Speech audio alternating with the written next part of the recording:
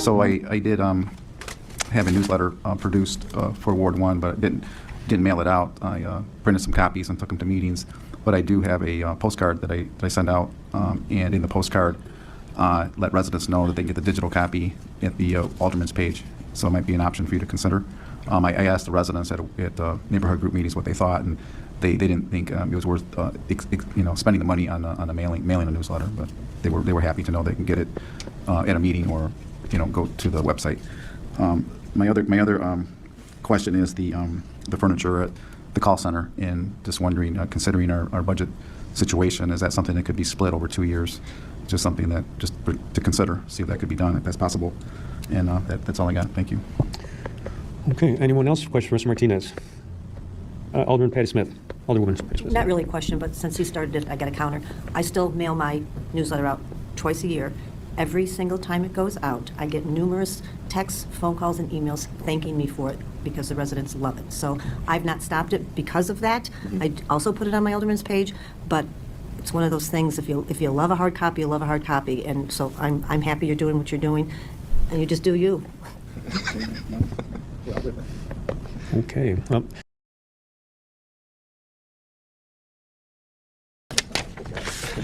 Tony Martinez, Chief Communication and Marketing Officer. So I'll be giving the budget presentation for our department. So we'll first start off on the first slide with the organizational chart. There you'll see, obviously I'm at the top as a department head, and then we have all the 5 divisions within the department. So we do have our division heads here with me. So with brand and marketing, we have Eduardo Questel there, communications, John Gagul, video production, Matt Winters, 301 customer service, Ricky Benjamin, and last but not least, community events, Mike Nelson. As you note here, this will be the first time starting off the year with community events. So we inherited that position with the dissolution of the Mayor's Office of Community Affairs department. So that division moved in with us. And there you'll see our mission: to inform, connect, and inspire the community of Aurora to become more engaged through innovative strategic communication and marketing initiatives. So as we enter 2026, we're going to refine that mission, obviously with community events now in our department, but that kind of gives us the vision as we go forward in 2026. At this time, I'd like to give just a brief highlight of what was accomplished here so far this year with our department.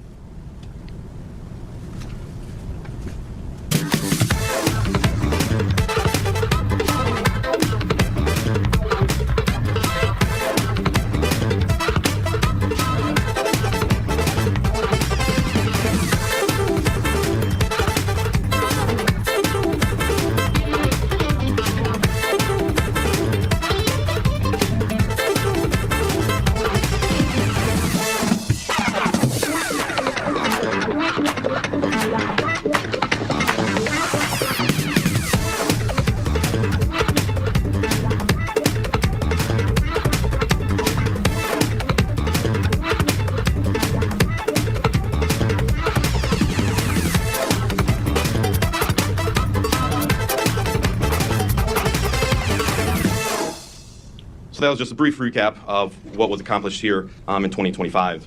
So as we look forward to 2026, obviously we're going to go over the document list and how our divisions, and department were affected with our document list. So going down the list, brand and marketing on that division will be down a coordinator position. This position was a marketing coordinator position that supported the economic development department. Communications will be 1 coordinator, and that communications coordinator was the individual who provides support to the Alderman's office in their communication efforts. A translation specialist.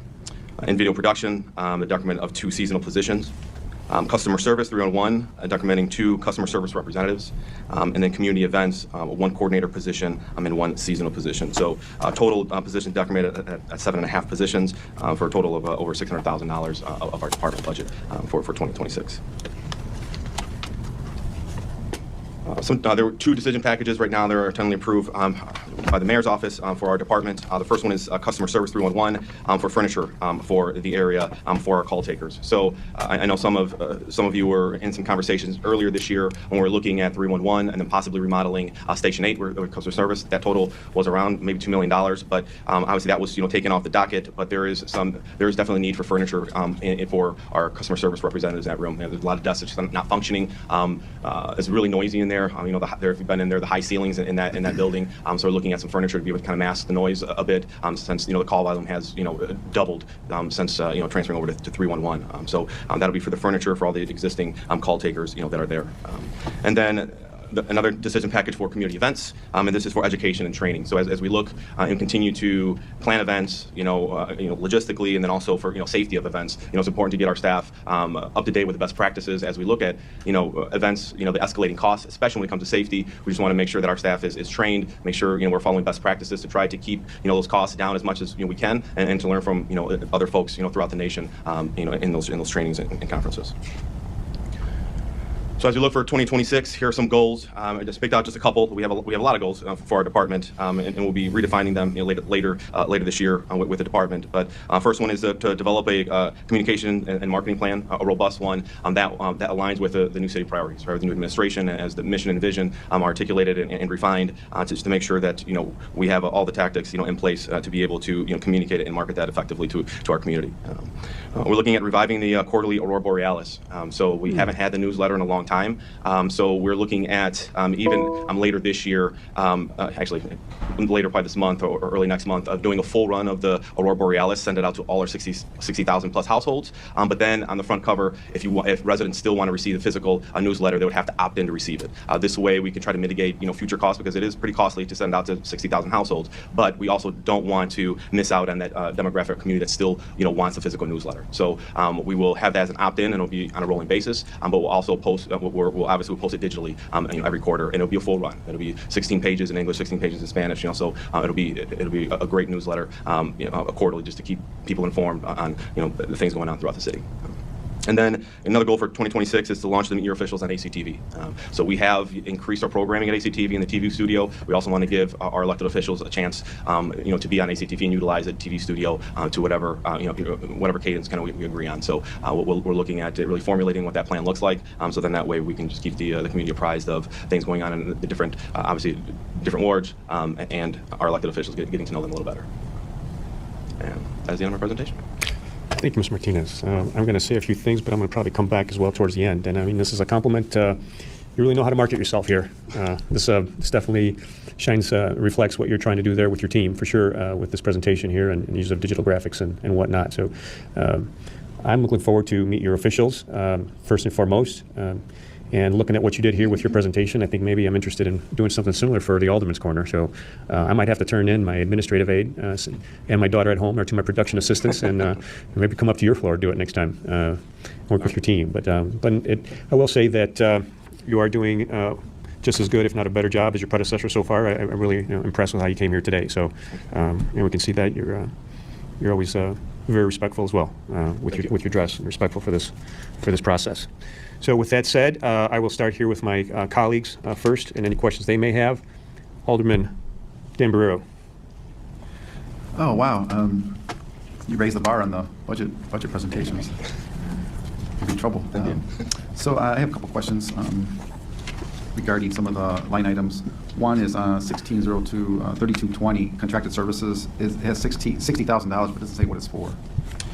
Yeah, so contractor services usually goes really whenever we have, if there are some, if we need to do media buys or marketing, like for instance, like Luminora, we had to buy some billboards, contractor services there. We have, or if printing costs, printers, wrapping of vehicles. So it's just really just a conglomerate of many services contractually. I would recommend that in the budget text, you had some notes in there. Okay, we can do that. Some of the details on that one, because that's a pretty large item. Yep. It's not self-explanatory. Then I had a question on the line item in 1603 full-time 1001. So there was some budget positions that were taken out or decremented, but in this case the budget line item went up. It didn't track with what was happening. Is there an explanation for that? It went up 33,000. Yes, I think that clarification, finance, you can chime in if you need to, but I think that was with the benefits going up and funding the benefits portion. No, this is the full-time salary line item.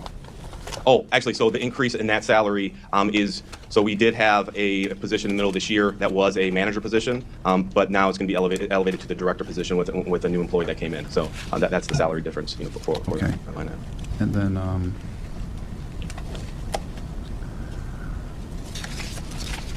I gotta find my tabs here. I think, yes, the last question I have is line item in 1605, 4502, subscriptions, and that's 55,000 for a key code free music application. I didn't see that as a decision package, and looks like a new item, so what's the? Yeah, so we're going to have to change that's one of the descriptions we're going to have to change a little bit, actually. That doesn't properly define what those costs are. The subscription costs are everything that's related to the 5th floor. So there's multiple subscriptions that are needed to keep this TV studio going that were never in even this year's budget. That was kind of a small oversight. So, for instance, the playout server. So, obviously to get our committee meetings out to obviously this Comcast and the YouTube. That's a service. That's an annual service that has always been there when we installed the 5th floor. Maintenance for the board. There's also a live view package too, where we do all of our live events. We go out in the field. So all those subscriptions are a yearly subscription that occur annually, a reoccurring cost, and that total accounts for all of those subscriptions put together. Right, it'd be helpful if you itemize those individually. Absolutely. That's all the questions I got. All right, okay. Alderman Carl Franco. Couple questions. I'll start with you, Mike. Because we're cutting public safety a little bit between police and fire, and we have these events that keep us safe, have you had any discussion with them to see if they're going to be able to supply the amount of people to keep us, keep these events running? I have. We have our Special Event Sergeant Marco Gomez. We chat very often. I think we're approaching next year. Certainly we're going to have to put our heads together. We also submitted a 20% decrement list, and that I think is through all of my event budget lines. We will be working, I think, closer than ever with APD next year and just really making sure that all of our T's are crossed and I's are dotted. I don't anticipate any issues with staffing. I don't, to be honest with you, no. I think we'll be just fine. We've got such a great relationship with them, and really, I mean, we've got ops plans for all of our events that are not going away, and the goal would be to copy, from this year to next year. Okay. All right. And then for the call center, we lost a couple people, and yet some of our goals and performance measures are almost doubling. So I guess I want to know how that's going to work if we're losing people, and we're going to double what we feel we're going to do next year. How are we going to manage that? So right now, they're still, evaluating the numbers for 301 so far this year. Obviously, we doubled the call volume, but we also increased staff, and we also increased the hours. So with the reduction of the 2 positions there, we are reducing the hours of customer service and going back to 8 to 5, and not going 5 to 7. So after evaluating those numbers and that shift, and looking at, knowing that we had to cut back, we decided, cutting down those 2 call takers that work till 7. To kind of shrink down that shift because the numbers were there, and last time I calculated, there were 1,100 calls from 5 to 7 in a 28-week period. So that averages out to about 8 calls really per day, in that time period. So when we look at decrementing, so we did staff up. We have a lot more call volume, but as the calls continue to matriculate, right, and the system is a lot more efficient. The call takers we have some great people there, so they're going through calls a little bit quicker also. So even with less people, we still think we could do more just because of the software, how efficient it is, and it's just a lot easier to navigate. And then according to this, our goal is in 2027 to expand the hours again. Cut them back this year because of the problems we're having, and then expand them, assuming that budgetary problems are fixed by then. Yes, that's the goal. we can exactly revisit it if if we have more budget. Okay. That'd be more. That's all I got. Thanks. Alderman Keith Larson. Thank you. I have I guess, first question about the Aurora Borealis newsletter. Is that something that aldermen will be able to include some sort of communications in? I guess I selfishly kind of asked that because sending out to all my constituents would be my whole budget, pretty much. Yeah, so especially for the aldermen at large, that is a conversation that we've had. So we definitely want to include the aldermen at large because all the other aldermen and alderwomen have their own newsletters, so they can send it out. So we will put a section in there for the alder people, and we'll probably add for a little bit for everyone too, right? And it won't be too much because we don't have that much space, but we'll make sure to include especially the aldermen at large and some from the other aldermen too. Great, thank you. And then I guess one other question, just about how the numbers work in the budget for at the end of these, the administrative services, the proprietary funds, they're all negative values. So I'm guessing this is reimbursement for services that are provided to other departments. Is that correct? Yes, that is correct. Okay. Yeah, that's good. Because I see, like with the customer service division, it's $27,000 that we get in revenue for the non-capital. So that's good. That's all I have. The alderman at large will be part of that ACTV invitation, right? Yes. Good. Absolutely. All right. He's a third ward resident too, so I represent him. Okay. We represent each other, so we're looking out for each other here on this one. Sounds good. All right. Good. Alderman Bug. I was going to say something earlier when Fire was here, but I held it now, and it actually comes into more in line with what we're doing during this budget. we're looking at a lot of different things. We're learning from our past experience. And Mr. Martinez, you shared that you had a slight oversight on some budgeting, and I'm going to be truthful. It wasn't an oversight. The past administration came to some aldermen because they had misbudgeted on the 311 center. And I see what your decision package is. So, and it's part of the reason we're in the state that we're in right now with this budget. So in March, the old administration came to the Far East Side aldermen and asked us to help fund the 311 center out of our ward funds because they had misbudgeted. And they were really rushing to open up the 311 center on 311, March 11th. But the funds weren't there because funds were being moved around and we could not see where they were properly. I believe I was the only alderman who met with the old administration. I told them I would not be putting my ward funds toward the 311 center because that is a city building. It's not a Ward 9 building. In fact, it's not in Ward 9. So I appreciate everything the 311 center does. Ricky does a great job out there. I talk to her often. Still got to get all my calls from Ward 9 to go through to the 311, but it goes pretty far out, so we're going to keep working on that. But this is just a product of some things that were done in the past administration. And like I said, I don't think the other two aldermen who were asked to sit down and have that meeting, I do not believe they had that meeting, but that was the ask of those aldermen. And it's not just this department. The fire department, I kind of didn't want to mention while they were here, but you know, are you going to fund people? Yes, but you also have to fund their pensions. The fire pensions were underfunded. So I know the firemen want to retire one day. They want their money to be there because they've earned it. We're responsible for putting that money there. And so we're going to do that. And so we have to make some hard decisions up here. So I commend you what you're doing right now with your department. All four of us had questions about the Borealis, and you answered them right away. That was my number one question. What in the heck are we bringing the Borealis back for with all the social media? But no, you answered it, and I know Katrina Boatwright is happy that some of her seniors who are not on the internet, who do not do that social media and dependent on that Borealis every time, and they're in her ear, they're happy. And we need to meet their needs, and then they can opt in, and they can get the Borealis all they want. And then those of us who have a little bit of technology can get it in social media. So we thank you for the great job you're doing, your whole team. Thank you.